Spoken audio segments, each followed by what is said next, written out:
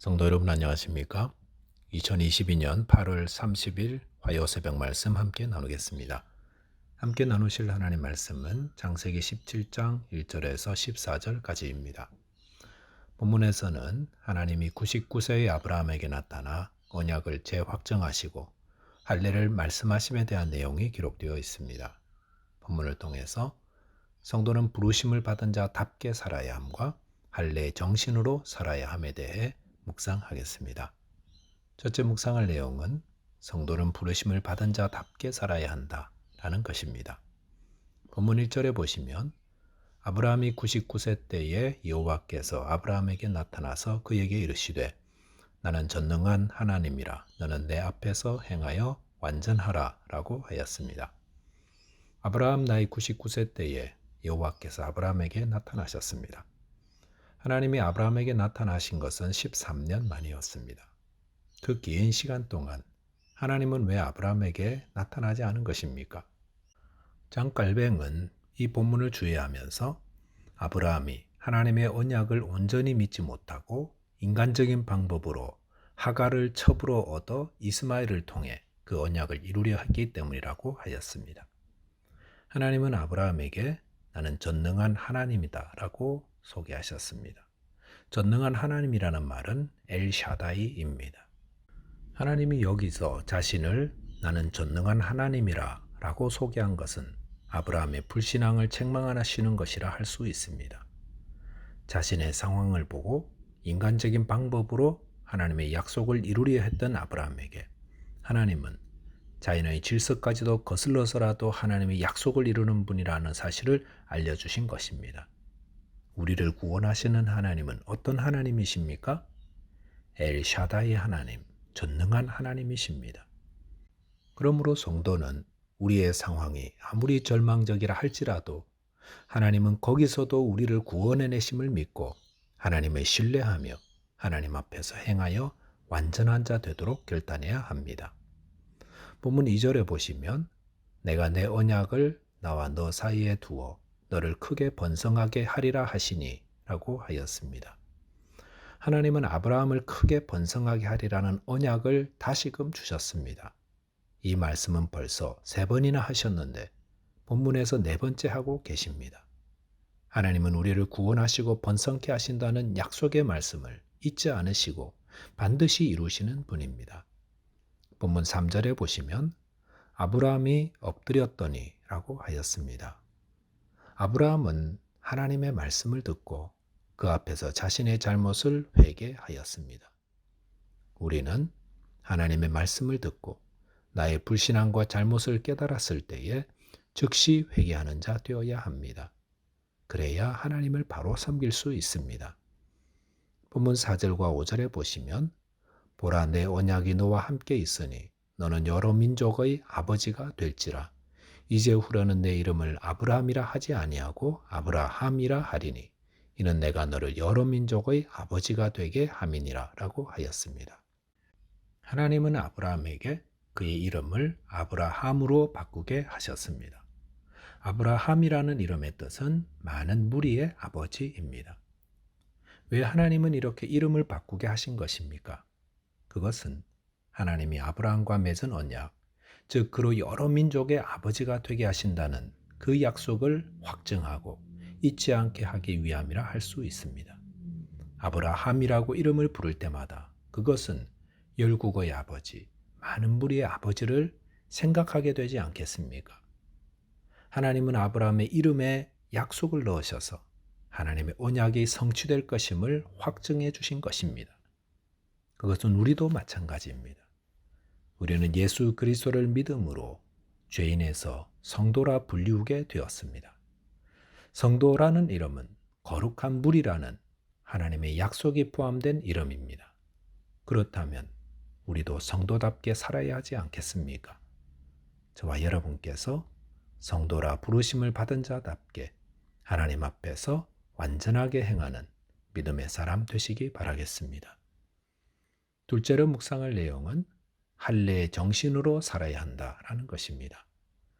본문 9절에 보시면 하나님이 또 아브라함에게 이르시되 그런즉 너는 내 언약을 지키고 내 후손도 대대로 지키라 하셨습니다. 아브라함에게 나타나 그를 통해 천하 만민이 복을 받게 하신다고 약속을 주신 하나님은 아브라함에게 그와 그의 후손이 그 복을 누릴 조건을 말씀하셨습니다. 그것은 10절 이하에 나오는 할례에 대한 것입니다. 본문 10절과 11절 보시면 너희 중 남자는 다 할례를 받으라. 이것이 나와 너희와 너희 후손 사이에 지킬 내 언약이니라. 너희는 포피를 베어라. 이것이 나와 너희 사이의 언약의 표징이니라 라고 하셨습니다. 할례란 남자 성기 끝의 표피 일부를 잘라내는 것으로 이것이 하나님과 아브라함과 그의 후손들 사이의 언약의 표징이라 하셨습니다. 할례란 무엇입니까? 그것은 언약의 표징입니다. 할례는 언약 자체가 아니라 언약을 행했다는 것을 보여주는 표징입니다. 그 말은 할례를 받으면 자동적으로 하나님의 언약의 백성이 되는 것이 아니라 하나님의 언약의 백성이 된 자가 그 외적인 표로 할례를 행한다라는 것입니다. 만약 누군가가 손가락에 반지를 끼고 있다면 그 사람은 결혼한 사람이라는 것을 의미하고 또한 어떤 사람만을 사랑하며 배우자로서 충실할 것을 보여주는 의미를 전달하고 있습니다. 결혼 반지는 어떤 내용을 담고 있는 표입니다. 그 결혼의 표가 없다면 또 배우자와 상의 없이 의도적으로 늘 빼고 다닌다면 그 부부 사이에 문제가 발생할 수 있습니다. 하나님이 아브라함과 그 후손들에게 이 할례의 표를 행하라 하신 이유는 무엇입니까? 그것은 자신이 하나님을 알지 못하는 이방인들과 성별되었다는 그 의미를 그 몸에 갖게 하신 것입니다. 그래서 이방인들처럼 자기 마음대로 사는 것이 아니라 하나님의 백성으로서 그의 합당한 삶, 즉 믿음으로 하나님을 경외하며 그 말씀에 순종하는 삶을 살게 하기 위함이라는 의미를 갖는 것입니다. 예레미야서 4장 4절에 보시면 유다인과 예루살렘 주민들아 너희는 스스로 할례를 행하여 너희 마음 가죽을 베고 나 여호와께 속하라. 그리하지 아니하면 너희 악행으로 말미암아 나의 분노가 불같이 일어나 사르리니 그것을 끌 자가 없으리라 라고 하였습니다. 여기 보시면 하나님은 유다 백성들에게 할례를 행하라 하시면서 마음에 가죽을 베고 여호와께 속하라 하십니다. 그러지 않으면 그들의 악행으로 인해 하나님의 분노가 불같이 일어나게 될 것이라 하십니다. 이 말씀은 이미 할례를 행한 이스라엘 백성들에게 하시는 것입니다. 하나님은 이미 할례를 행한 자들에게 너희는 할례를 행했으니 어떤 삶을 살아도 내 새끼니까 괜찮다. 안심해라.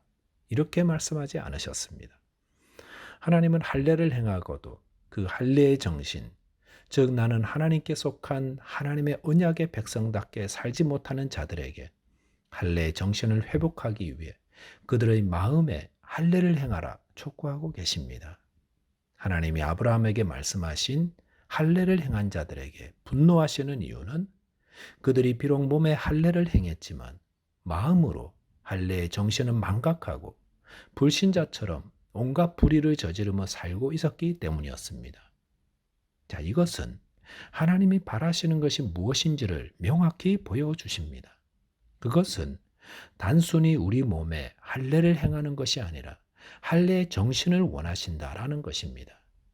하나님이 할례를 명하신 이유는 아브라함과 그의 후손들이 하나님이 주신 언약을 기억하고 또한 타락한 본성을 가진 자연인의 모습을 벗어버리고 하나님의 거룩한 백성으로 살게 하려는 그 목적 때문에 할례를 명하신 것입니다. 그리고 이 할례의 정신이 곧 세례의 정신입니다. 말씀을 정리하겠습니다. 성도는 죄인에서 성도라 부르심을 받은 자답게 살아가되 마음의 할례를 행하고 그 할례의 정신으로 하나님의 백성답게 살아가야 합니다. 함께 기도하겠습니다. 하나님 아버지, 저희 죄인들을 하나님의 거룩한 백성으로 불러주신 은혜를 감사합니다. 이 부르심의 은혜를 잊지 말고 마음의 할례를 행함으로 성도답게 살아가는 자 되게 하여 주옵소서. 예수 그리스도 이름으로 기도하옵나이다. 아멘.